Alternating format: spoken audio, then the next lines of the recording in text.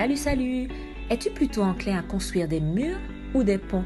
Pendant que tu réfléchis à cette question, je te propose d'écouter cette petite histoire.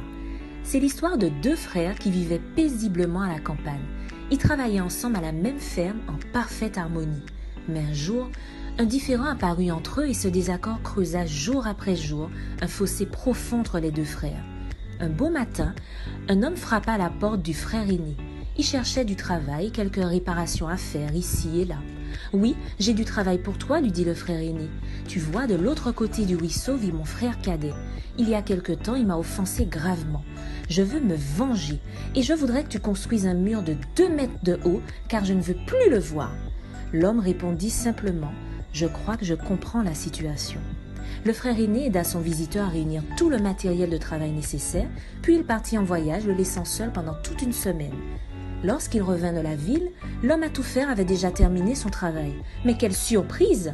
Au lieu d'un mur de 2 mètres de haut, il y avait un joli pont qui unissait les propriétés des deux frères. Aussitôt qu'il vit qu'il était de retour, le frère cadet sortit de sa maison et courut accueillir son frère aîné en s'exclamant « Quel grand cœur tu as! Construire un pont alors que nous étions si fâchés!